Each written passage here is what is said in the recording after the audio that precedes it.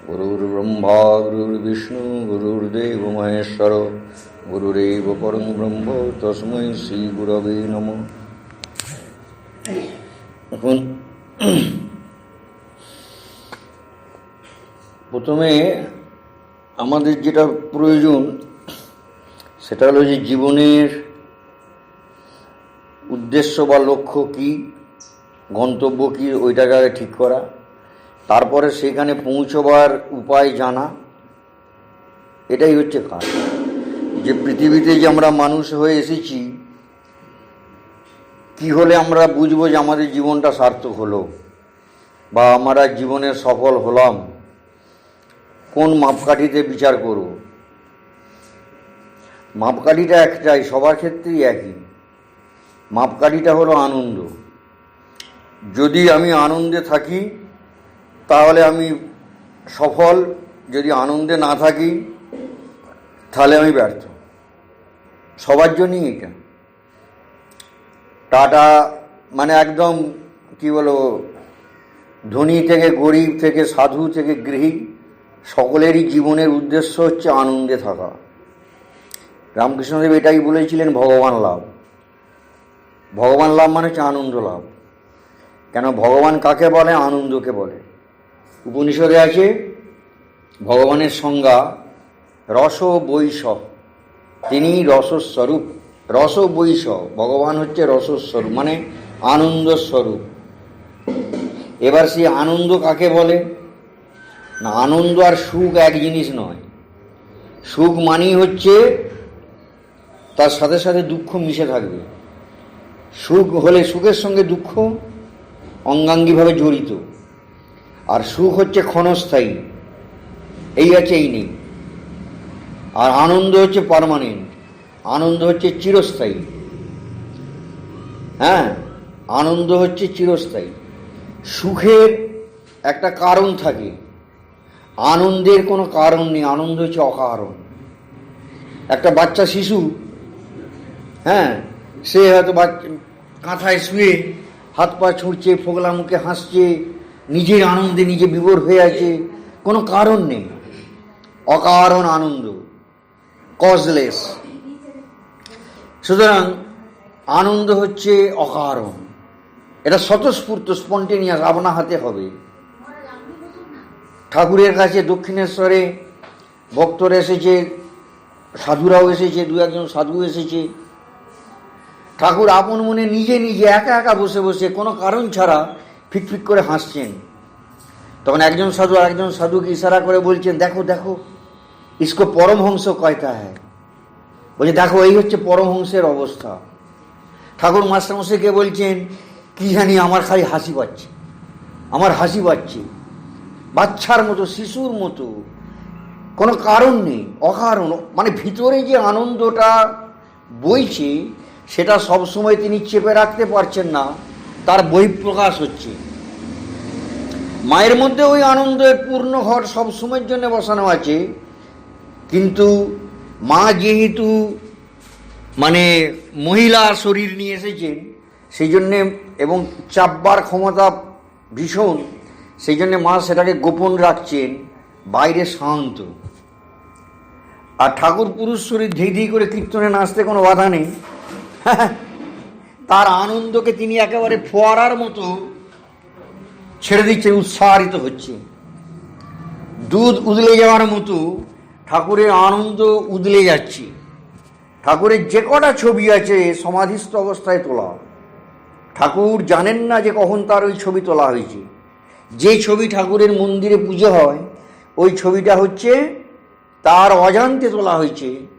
তিনি তখন দক্ষিণেশ্বরে যে বিষ্ণু মন্দির আছে তার সামনের যে চাতালটা, প্ল্যাটফর্মটা, ওইখানে বসে সমাধিস্থ হয়ে গেছিলেন। তখন স্বামীজিরা মানে নরেন্দ্রনাথেরা ব্যবস্থা করে তাড়াহুড়ো করে ওই ছবি তোলে। ঠাকুরের যে আরও দুটো ছবি আছে দাঁড়ানো ছবি, একটা হচ্ছে কেশব সেনের কমল কুটিরে তোলা, সেখানে ঠাকুর সমাধিস্থ হয়ে গেছেন, যেটা সে হাতটা উঠিয়ে হাত উপরে তুলে, ওটা হচ্ছে কেশব সেনের কমল কুটিরে তোলা। ওখানে ঠাকুর কেশব ও কেশব কেশব বলতে বলতে সমাধিস্থ হয়ে গেছিলেন, সেইটা তোলা। সেই ছবি দেখবেন যে গোটা মুখ আনন্দে উদ্ভাসিত হয়ে যাচ্ছে। একেবারে আনন্দে ফুটি ফাটা। আগেকার দিনে লোকের ধারণা ছিল সমাধি হলে একটা কষ্ট হবে, একটা যন্ত্রণা হবে। সেটা ঠাকুর দেখালো যে এগুলো সব ভুল। ধর্ম মানে হচ্ছে স্বাভাবিক, নর্মাল, ন্যাচারাল। ঠাকুরের আর একটা ছবি আছে স্টুডিওয় তোলা রাধাবাজারে, সেটাও সমাধিস্থ। সেখানেও ওই রকম হাসি। হাসি মানে তার ভিতরে যে আনন্দের যে প্রবাহ বইছে, আনন্দের যে স্রোত, সেইটা তার মুখের মধ্যে প্রকাশ হচ্ছে। কোনো কষ্ট, কোনো যন্ত্রণা নয়, ওটা আনন্দ, ব্রহ্মানন্দ। ভগবানই আনন্দ। ভগবান equal to Ananda, Ananda equal to ভগবান। ভগবান লাভ মানে আনন্দ লাভ, আনন্দ লাভ মানে ভগবান লাভ। আমাদের জীবনের উদ্দেশ্যই হচ্ছে আনন্দে বাঁচা এবং আনন্দ ডিস্ট্রিবিউট করা, ছড়ানো। এটাই মানুষের জীবনের লক্ষ্য। আমি যদি আনন্দ যদি ছড়াতে পারি, আমার কাছে এসে যদি মানুষ আনন্দ পায়, নিয়ে বাড়ি ফিরে যায়, তাহলে আমার মানব জন্ম সার্থক। তার মানে আমি ধার্মিক। যার জন্য ইংরেজিতে একটা কথা আছে, খ্রিস্টানদের কথা, যে a sad monk is a bad monk, a sad nun is a bad nun. যে সাধুর মুখ গোমরা, বুঝতে হবে যে সে আধ্যাত্মিকতার দিকে সে পিছিয়ে আছে এখন। দুঃখ ভারাক্রান্ত। স্বামীজি বলছেন যে যেদিন তোমার মনে দুঃখ থাকবে, ভারাক্রান্ত থাকবে, সেদিন তুমি ঘরের বাইরে বেরোবে না। অর্থাৎ তুমি তোমার দুঃখটাকে আর অপরের মধ্যে সংক্রামিত করো না। তুমি নিজের ভারাক্রান্ত ওই মেঘলা আকাশ, মেঘলা মুখ নিয়ে নিজের ঘরে দরজা বন্ধ করে থাকো। মানুষ এমনিই দুঃখে মরছে, জর্জরিত, তুমি সেখানে আর খানিকটা বাড়িও না। অথচ আমরা লোক একজন আরেকজনের সঙ্গে দেখা হলে কী করি? প্রথমেই দুঃখের কথাগুলো হল হল করে বলতে লেগে যায়। সে তারই মানে এই ঝুড়ি ভর্তি দুঃখে, সেখানে আবার আমি আমারগুলো বলছি। হ্যাঁ, আমারগুলো আর ওকে বলে লাভ নেই। দুঃখ তো আছেই, এটা কমন ব্যাপার। আর মানুষকে বলে বিশেষ সমাধান কিছু নেই। মানুষকে বলে তো লাভ হবে না। যেখানে বলার সেখানে বলতে হবে, সুপ্রিম কোর্টে বলতে হবে, সেই জায়গাতে বলতে হবে। মানুষকে বলে মানুষের মুখে বড়ায়, এই করে দেবো, তাই করে দেবো, কিছুই নেই। মানুষের অহংকারী সার, করণীয় কিচ্ছু নেই, কিছুই তার হাতে ক্ষমতা নেই। অতএব যার ইচ্ছায় জগৎ চলছে, গাছের পাতারা নড়ছে, ফড়িংটা উঠছে, প্রজাপতিটা উঠছে, চড়ুই পাখিটা উঠছে, যার ইচ্ছায় তার কাছেই বলতে হবে যা কিছু বলা। হ্যাঁ, এবার এই যে দেখবেন যত সাধুদের নাম আছে, সাধুদের নামের পিছনে আনন্দ দেওয়া আছে। বিবেকানন্দ, রামানন্দ, শ্যামানন্দ, প্রবুদ্ধানন্দ, মানে কি ওই আনন্দই টার্গেট। আর ওইটা যদি পেলাম তাহলে জীবন ধন্য হলো। আর নইলে ওই নামের সঙ্গে ওটা বয়ে বেড়ানোই সার। নামের সঙ্গে ওটা বয়ে বেড়ানোই সার, কিছু কাজ হবে না। মানে ওই আনন্দে যেতে হবে। ভগবান যদি দুঃখ হতো তাহলে কেউ ভগবানকে চাইতো না। লোকে যদি জানতো যে ভগবান ভগবান করলে জীবনটা আমার দুঃখে ভরে যাবে, কেউ ভগবানকে একটা নকুল দানাও আর দিত না।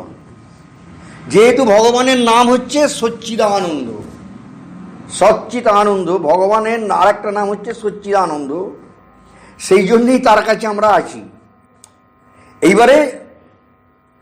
এবারে হচ্ছে সেই আনন্দে আমি থাকবো কি করে, সেই আনন্দ আমি অপরকে দেবো কি করে, এটাই হচ্ছে লক্ষ্য। এবার সেই আনন্দটা সৌভাগ্যক্রমে অলওয়েজ আমাদের প্রত্যেকের মধ্যে অ্যাভেলেবেল। আমাকে এই আনন্দ খুঁজতে একটা টাকাও খরচা করতে হবে না। এই আনন্দ পেতে কোনো টাকা লাগবে না, পয়সা লাগবে না, কারো সার্টিফিকেট লাগবে না, কারো রেকমেন্ডেশন লাগবে না, নেতা মন্ত্রীর পিছনে ঘুরতে লাগবে না, কোনো কিছু করতে লাগবে না। এটা সব সময় আমাদের কাছে অলরেডি ইন ম্যান, আমাদের মধ্যেই সেটা সবসময় রয়েছে। কেন না, আসলে আমরা স্বরূপে প্রকৃতপক্ষে আমরা সেই আনন্দ স্বরূপ। প্রকৃতপক্ষে তৎ তম অসি, ইউ আর দ্যাট। তুমি সেই যাকে তুমি বাইরে খুঁজছো। হ্যাঁ, পুরী গয়া কাশী পাবি ঘরে বসি, হবিরে নিরঞ্জন। আমাদের ভিতরই আছে, হ্যাঁ, কিন্তু আমরা হরিণ ঘাস চেনে, হরিণ ঘাস চেনে, সেই জন্যে সে তার যে গন্ধটা আসছে, যে গন্ধ তাকে মাতাল করছে, কস্তুরী মৃগ, সে সেই গন্ধটা খোঁজার জন্যে বনে বনে ঘুরছে, ঘাসে ঘাসে খুঁজছে যে গন্ধটা কোথা থেকে আসছে। এমন সুন্দর গন্ধ, মিরিককে পাস কস্তুরী সুবাস, খোঁজই খোঁজই ঘাস। ঘাস চেনে ঘাসে খুঁজছে। আমরাও তেমনি এই সংসারে খুঁজছি, এই বহির জগতে খুঁজছি। এই যে খুঁজছি, এতে আমাদের দোষ নেই। আমাদেরকে ভগবান বোকা বানিয়ে দিয়েছে। বোকা বানিয়ে দিয়েছে কীরকম? যেরকম সেই লুকোচুরি খেলায় আর কি, লুকোচুরি খেলায় যখন চোরকে আমরা করতাম কি ছোটোবেলায়, সে চোর বলছে যে কুক দাও, কুক না দিলে খেলবো না, পালাচ্ছে, আমি বাড়ি চলে যাচ্ছি। এবার আমরা দেখছি লুকিয়ে থাকি, ফালতু মশা খাচ্ছি, লুকিয়ে আছি। আর ও যদি পালিয়ে যায় তাহলে তো খেলাটাই মাটি। ও যদি পালিয়ে যায়, সেও চলে আসে, যাবে না, যাতে আমরা বেরিয়ে পড়ি বা সারা দিয়ে বলছি কুক দাও, নাহলে পালাবো আমি, তোরা থাক লুকিয়ে। তখন করতাম কি, অন্যদিকে একটা মুখটা করে, হাতটা আড়াল করে অন্যদিকে সাউন্ডটাকে বার করে দিতাম, কুক দিলাম। ও শুনতে পেল, কিন্তু ও যেন ভুল দিকে চলে যায়, অ্যাকচুয়াল আমাকে খুঁজে না পায়। ভগবান কি করলো, যাতে তাকে আমরা সহজে খুঁজে না পাই, সেই জন্য তিনি ঘাপটি মেরে চুপটি করে সব থেকে কাছটাই রয়ে গেল, সব থেকে কাছে। আর চোখগুলো খুলে দিল বাইরে, কানগুলো খুলে দিল বাইরে, সব খুলে দিয়েছে বাইরে। চক্ষু, কর্ণ, নাসিকা, ত্বক, জিহ্ব সব হচ্ছে বাইরের দিকে ওপেনিং করে দিল। দিয়ে বলল কুক কুক, মানে ওই দিকে হুস হুস, ওই দিকে ছুট, ওই দিকে ছুট। আমরা ছুটতে লাগলাম, অথচ একদম কাছে রয়ে গেল। আর যেটা সব থেকে কাছে সেটা আমরা দেখতে পাই না। যেরকম আমি আপনাদিকে দেখতে পাচ্ছি, কিন্তু আপনাদিকে দেখবার আগে আমি আমার এই চশমার কাঁচটা দেখতে পাচ্ছি, চশমার লেন্সটাকে আমি ফার্স্ট দেখছি, কিন্তু আমি এটা খেয়াল করছি না। আমার দৃষ্টি দূরে, আমি আপনাদিকে দেখতে পাচ্ছি, কিন্তু আমি প্রথম কিন্তু অ্যাকচুয়ালি আমি চশমার কাঁচ দেখছি, কিন্তু চশমার কাঁচটাকে আমরা কেউ দেখছি বলে মনে করি না। এই হাতটাকে দূরে রাখুন, দেখতে পাবেন। কাছে আনতে যত কাছে আনবেন না, দেখতে পাবেন না। সেই জন্য সে ভিতরেই বসে আছে। স্বামী বিবেকানন্দ লিখলেন, আমারই হৃদয়ে তুমি নিত্যকাল রাজার গৌরবে। সে গ্যাঁট হয়ে আমার ভেতরে ঘাপটি মেরে বসে আছে। তিনি কোথায় আছেন? সব জায়গাতে আছেন ঠিকই, কিন্তু আমি খুঁজবো কোথায়? ঈশ্বরও সর্বভূতানাং হৃদ্দেশে অর্জুন তিষ্ঠতি। তিনি আমার হৃদয়েই বসে আছেন, কিন্তু ভ্রাময়ন সর্বভূতানি যন্ত্রারূঢ়ানি মায়া। মায়ার দ্বারা, অজ্ঞানের প্রভাবে আমরা বাইরে ঘুরছি। টাকা ভাবছি, টাকা আমাকে সুখ দেবে, টাকা আমাকে শান্তি দেবে, সোনা আমাকে আনন্দ দেবে। এরকম নানা রকম মূর্খামি, কোনো কিছু দিতে পারে না। আকবর বাদশাহ থেকে হরিপদ কেরানি সকলেই দুঃখী। উপরে অভিনয় করে দেখাচ্ছি যেন কত ভালো আছি, না, কেউ ভালো নেই। অজ্ঞানী কখনো ভালো থাকতে পারে না। মানুষের সঙ্গে মিশুন, তার বুকে কান পাতুন, দেখবেন কত দীর্ঘশ্বাস বইছে, কত হাহাকার, কত কান্না সে লুকিয়ে রেখেছে। যার আছে সেও দুঃখী, যার নেই সেও হাহাকার করছে। সুতরাং আনন্দে থাকবার টেকনিক হচ্ছে খোঁজো নিজ অন্তঃপুরে, যা চাবি তা বসে পাবি। খোঁজো নিজ অন্তঃপুরে, আমার কাছেই আছে ওই আনন্দ, ওই শান্তি আমার কাছেই আছে, আমাদের প্রত্যেকের মধ্যে আছে। কেন? আমরা স্বরূপত সেই, আমরাই সেই, মানে সেই ব্রহ্ম, সেই ভগবান। তত্ত্বমসি, তত্ত্বমসি, ইউ আর দ্যাট, সোহং, আমি সেই। অয়মাত্মা ব্রহ্ম, এই আত্মাই ব্রহ্ম, আত্মাই ব্রহ্ম। এরকম বহু ভাবে বলা আছে একই কথা। জীব ব্রহ্মৈব না পরো, জীব ব্রহ্ম ছাড়া আর কিছুই নেই।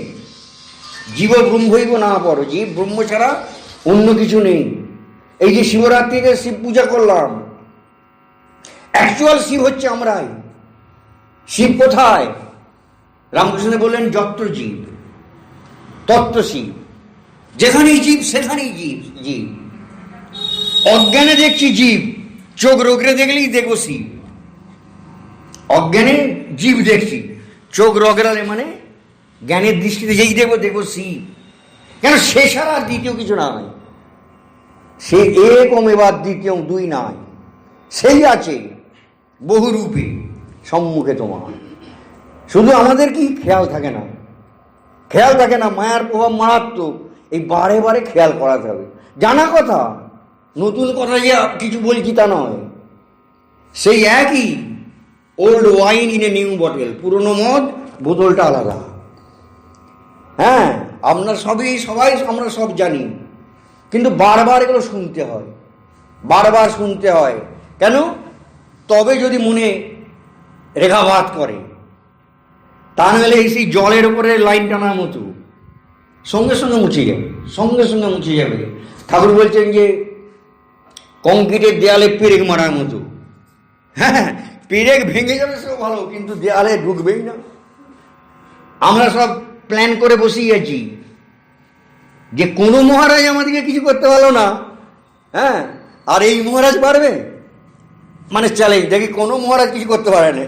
এত জায়গায় শুনেছি, আমাকে পাল্টানো তো সোজা নয়। সুতরাং আমরা ঠিক করে নিয়েছি যে আমরা পাল্টাবো না। অর্থাৎ মানুষ দুঃখে থাকতেই ভালোবাসে। তাকে যদি বলুন যে তোমার দুঃখ আমি দূর করে দেবো, এই বলতে শুরু কোন বলবে জ্ঞান দিচ্ছে বলে একটু পালাবে। যা আপনি যদি মানুষকে বলেন যে তুমি আমার কাছে এসো, তুমি কি করে শান্তিতে থাকবে আমি পথ বলে দিচ্ছি, শুনবেন, আপনাকে জ্ঞানদা বলে পালাবে। মানুষ দুঃখে থাকতে ভালোবাসে, দুঃখে বিলাপ করতে ভালোবাসে, দুঃখ নিয়ে বিলাসিতা করতে ভালোবাসে, লোকের কাছে বলতে ভালোবাসে, সহানুভূতি কুড়োতে ভালোবাসে, কিন্তু দুঃখ যা করলে দূর হবে সেটা সে করতে রাজি নয়। সে জ্যোতিষীর কাছে যাচ্ছে, হাত দেখাচ্ছে, আর কান মূলে কাঁচ ভাঙা ঢুকিয়ে দিচ্ছে, লাল নীল পাথর, এবং প্রচুর দামে। হ্যাঁ, একজন বলল যে এনা এই পলাটা পড়লে তোমার প্রবলেম সলভ হয়ে যাবে। পলা কিনলো, 10,000 টাকা চলে গেল, পলায় কিছু হলো না। আর এক জায়গায় গেল, সে বললো ও দিয়েছে পলা হবে না, আমি দিচ্ছি নীলা। হ্যাঁ, এবার নীলা দিলে তোমার সলভ হবে। এই পলা নীলা ঘুমে পৃথিবীতে যত আছে সব যদিও সারা গায়ে পড়ে দেয়, ওতে কোন সমস্যার সমাধান হতে পারে না। বুঝলেন? বিবেকানন্দকে ভালো করে পড়তে হয়। বিবেকানন্দই হচ্ছেন এই যুগের আচার্য। বিবেকানন্দকে পড়লে জানলে জানা যাবে যে প্রকৃত ধর্ম কোনটা আর খোসা কোনটা, ধর্মের শ্বাস কোনটা আর খোসা কোনটা, বিবেকানন্দকে পড়লে বোঝা যাবে। ঠিক আছে, অরিজিনাল জিনিসটা বোঝা যাবে। তা যাই হোক, এখন সেই আনন্দের সন্ধান পাওয়ার জন্য অনেক রাস্তা আছে, অনন্ত পথ, অনন্ত পথ। কিন্তু সেই অনন্ত পথকে মোটামুটি আমাদের ঋষিরা 4টে ভাগে ভাগ করেছে, 4টে রাস্তায়। একটাকে বলে জ্ঞানযোগ, একটা হলো ভক্তিযোগ, একটা কর্মযোগ, একটা রাজযোগ।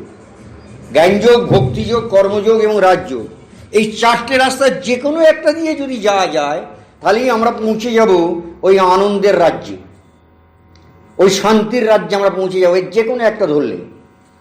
কিন্তু স্বামীজি বলছেন যে রামকৃষ্ণের যারা সন্তান, যারা রামকৃষ্ণের শিষ্য, যারা রামকৃষ্ণের অনুরাগী, তাদের কিন্তু একসঙ্গে 4টে সাবজেক্টই অনার্স নিতে হবে, 4টে অনার্স নিতে হবে।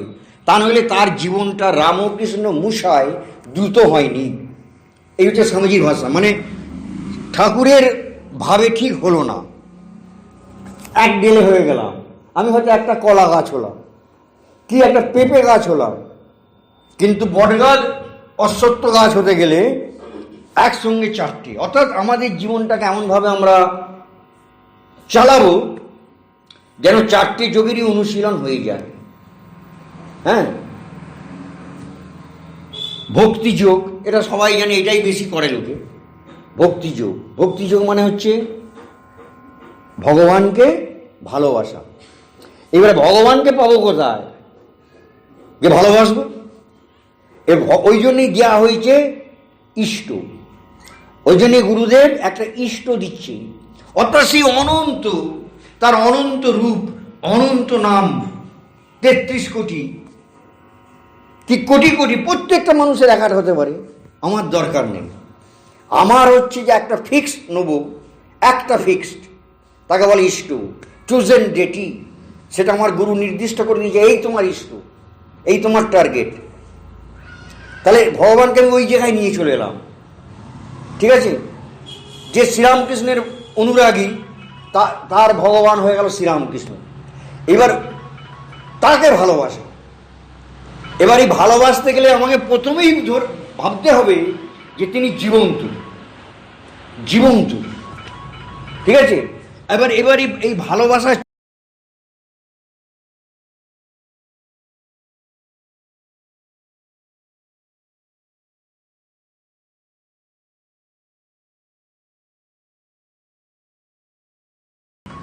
তারপরে হলো যে রাজযোগ। রাজযোগ মানে হচ্ছে ধ্যান। ধ্যান মানে ইষ্টের চিন্তা। সব কিছু করছি কিন্তু ইষ্টের চিন্তাটাকে ধরে রাখার চেষ্টা করা, ইষ্টের চিন্তাটাকে ধরে রাখার চেষ্টা করা বলা হয় রাজযোগ। নিরবচ্ছিন্ন তৈলধারা বধ বলেছে, যেরকম একটা বাটি থেকে আরেকটা বাটিতে যদি আমি তেল ঢালি এক টানা পড়বে, তৈল ওই রকম যখন আমার চিন্তাটা এক টানা হবে তখন হলো ধ্যান। 12 সেকেন্ড যদি মনটাকে আমি ওরকম ধরে রাখতে পারি, 12 সেকেন্ড মন শুধু আমার ইষ্টে আছে, ইষ্টকে ছেড়ে মন কোথাও যায়নি, এটা যদি 12 সেকেন্ড হয় তাহলে তাকে বলা হয় ধারণা। আর 12 গুণিতক 12 মানে 144 সেকেন্ড। 144 সেকেন্ড যদি হয় মানে হচ্ছে 2 মিনিট 24 সেকেন্ড। 2 মিনিট 24 সেকেন্ড যদি মনটা স্থির থাকে তাহলে সেটা হলো ধ্যান। হ্যাঁ, তার আগে অবধি যেটা হচ্ছে মন চলে যাচ্ছে বা ধরে আনছি, মন চলে যাচ্ছে বা ধরে আনছি, এটা হচ্ছে ধ্যানের চেষ্টা। এবার জলের ধারা কেন বলো না, জল কিন্তু কাটা কাটা পড়ে, ড্রপ বাই ড্রপ, ফোঁটা ফোঁটা। তেলের ঘনত্ব বেশি, তেল একটানা পড়ে, সেখানে কোনো কাটা কাটা থাকে না। তাহলে যখন আমার ইষ্টের চিন্তাটা একটানা হবে তাহলে হলো ধ্যান, রাজযোগ। এরপরে আছে কর্মযোগ। কর্মযোগ, কর্মযোগ মানে হচ্ছে কর্মটাকে পূজায় রূপান্তরিত করা। কর্ম যখন পূজায় রূপান্তরিত হবে তখন সেটা কর্মযোগ, না হলে শুধুই কর্ম।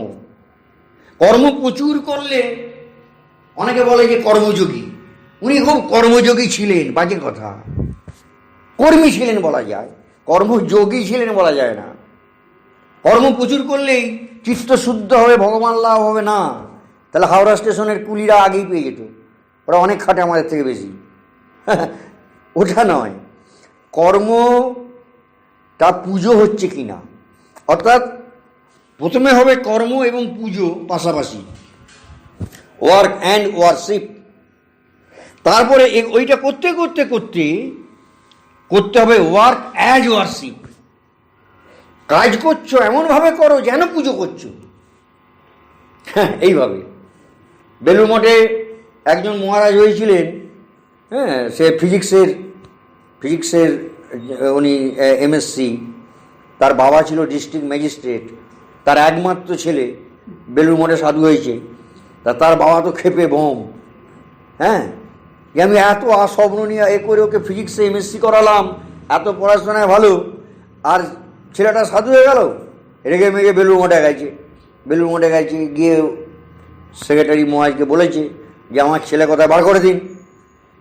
হ্যাঁ, বলছে আপনার ছেলে ওইদিকে মনে হয় ডাইনিং হলের দিকে যান, ওই দিকে আছে, কিচেনে যান আছে।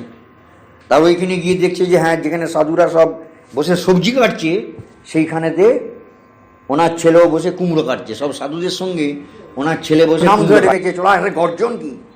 হ্যাঁ, ছেলে তো বাবার গলা শুনি চমকে গেছে, যা উঠে এসেছে, এসে বাবাকে প্রণাম করেছে।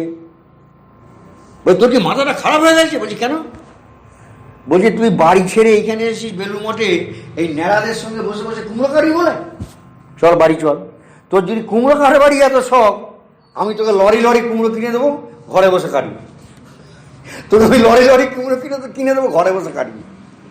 ছেলেটা তখন বাবাকে আরেকবার প্রণাম করে বলছে যে আমি তো কুমড়ো কাটছিলাম না। হ্যাঁ, কুমড়ো কাটছিলেন মানে? আমি নিজে চোখে দেখেছি।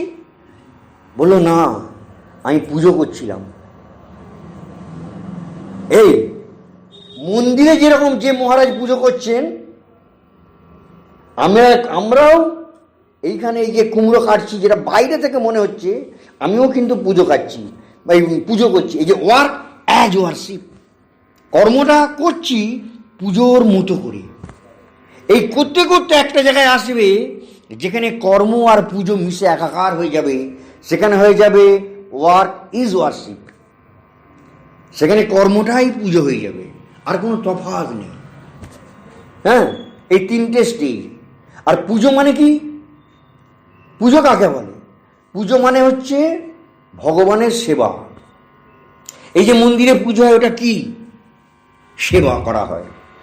প্রথমে তাকে পা ধোয়ানো হয়। বাড়িতে একটা ভিআইপি অতিথি আসলে যা যা করা হয়, প্রথমে পা ধুয়ে দেওয়া হয় ভালো করে, একে বলে পাদ্য। তারপরে একটা ফুল বেলপাতা দিয়ে দেওয়া হলো অর্ঘ্য, তাকে প্রসন্ন করার জন্যে। হ্যাঁ, শটে বলছি। তারপরে যে তখন করা, তারপরে তাকে স্নান করানো হলো, স্নানীয়। তেল টেল দেওয়া হলো, তেল টেল মাখিয়ে স্নান করানো হলো, স্নানীয়। তারপরে মুছিয়ে দেওয়া হলো বস্ত্র দিয়ে, তারপর বস্ত্র পরানো হলো।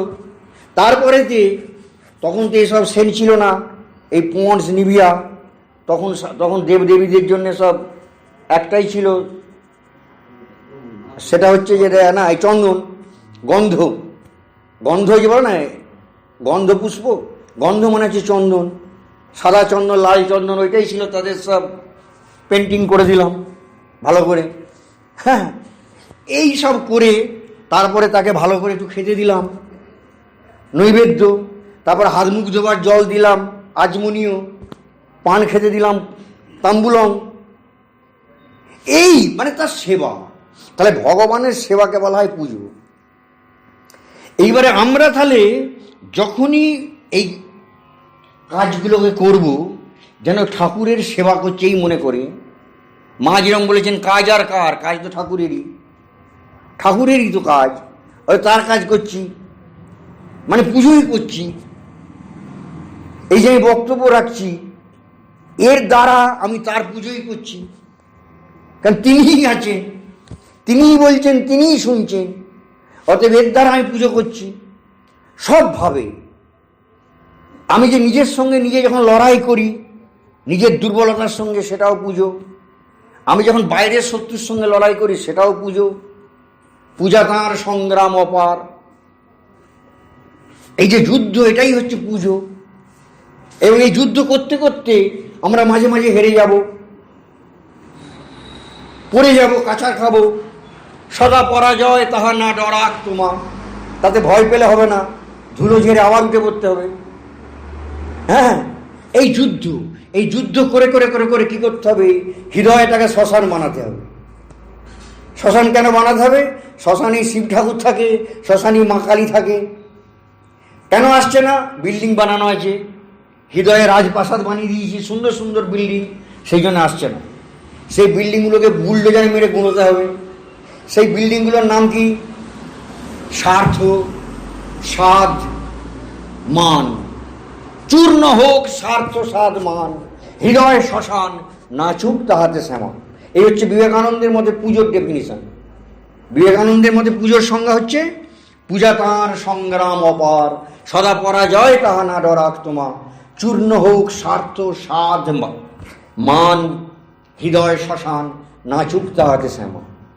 এই লড়াই উইদিন অ্যান্ড উইদাউট, নিজের সঙ্গে লড়াই, বাইরে লড়াই।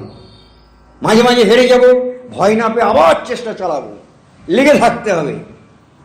পরমার্থ প্রসঙ্গে বিরজানন্দ মহারাজ বলেছেন, প্রথম যে কোয়ালিটিটা লাগবে, একেবারে 1 নম্বর ওয়ার্ড বলা আছে অধ্যবসা, মানে লেগে থাকবে, হাল ছাড়বে না। এই প্রথমেই ওইটা বলেছেন অধ্যবসায়। তারপরে হলো, এবারে ওটা হলো কর্মযোগ।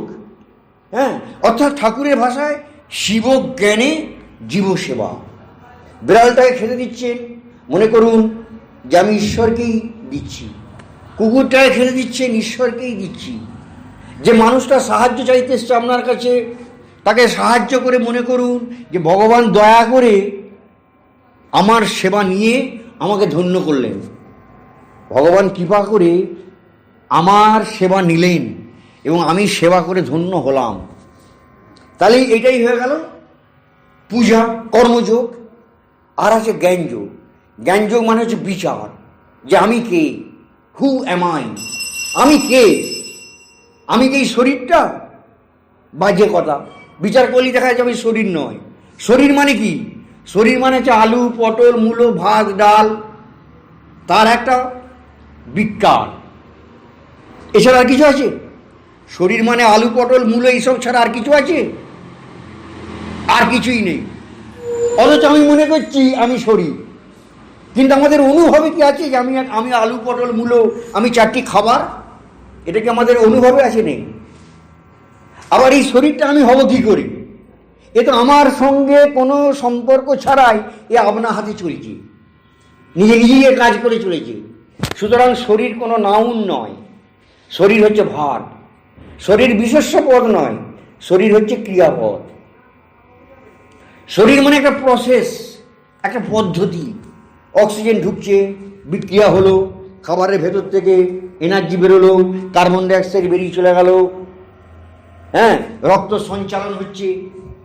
তাহলে শরীর হচ্ছে একটা অ্যাক্টিভিটি, যেটা সবসময় হয়ে চলেছে আমার কোনো রকম চেষ্টা ছাড়া। এই যে আমাদের হৃৎপিণ্ড চলছে, আমরা কেউ চালাচ্ছি? আমাদের যে হৃৎপিণ্ডগুলো চলছে আমরা চালাচ্ছি? আমরা কেউ কি নিঃশ্বাস নিচ্ছি? আমরা যখন মরার মতো ঘুমোই, গাঢ় ঘুম, সুষুপ্তি, তখন নিঃশ্বাসটা কে নেয়? ও আপনা হাতে হচ্ছে। এই যে হজম, আমরা হজম করছি, হচ্ছে, এটা সব আপনা হাতে হচ্ছে। অথচ আমরা বলছি যে আমি হচ্ছি শরীর, অথচ এর সঙ্গে আমার কোনো সম্পর্ক নেই। এরকম বিচারের মাধ্যমে দেখা যাবে আমি শরীর নই, আমি মন নই। ঠাকুর বলছেন তুমি খোঁজো যে তুমি কে। খুঁজতে গেলে কি হবে? পেঁয়াজের খোসা ছাড়ানো, ছাড়াতে ছাড়াতে দেখা যাবে সবই বাহার। এ খুঁজে পাওয়া যাবে না, তখনই হয়ে গেল না হং না হং। ওই যে খ্রিস্টানদের ক্রস মানে কি? ক্রস মানে হচ্ছে আই ভ্যাচান, মানে অহংকারটা বাদ দাও। এই যে ফলস আই, ঠাকুরের ভাষায় কাঁচা আমি, এইটাকে মারতে হবে। এটা কি ধর্ম? এটা মরে গেলেই আমি বলে ঘুচিবে ঝঞ্ঝা। এই আমিটা আদৌ নেই, যেটাকে নিয়ে আমরা এত পরিশ্রম করছি এটা নেই। যেটা আমাদের কল্পনায় আছে, আমাদের চিন্তায় আছে, জ্ঞানও আছে। এটাকে এই যে খোঁজা, আত্ম অনুসন্ধান, একে বলে জ্ঞানযোগ, আত্মবিচার, সেলফ ইনকোয়ারি। এই করে যে নিজেকে যে জানা, নিজেকে আবিষ্কার করা, নিজেকে অনুভব করা, আত্মজ্ঞান, এটা হচ্ছে জ্ঞানযোগ। এটা খুব শর্টকাট রুট, কিন্তু কেউ কেউ বলে কঠিন। কঠিন কিছুই নয়, এই বিচারের পর অপূর্ব। এই চারটেই আমরা যদি প্র্যাকটিস করি, তাহলে আমরা খুব সহজেই আমরা সেই আনন্দের অধিকারী হব যা আমাদের ভিতরে রয়েছে, এবং সেই আনন্দ আমাদের ভেতর থেকে প্রকাশিত হবে। যাই হোক, ঠাকুর মা স্বামীজির আশীর্বাদে সবাই ভালো থাকুন, সুস্থ থাকুন, আনন্দে থাকুন, এই বলেই এখানেই বক্তব্য শেষ করছি।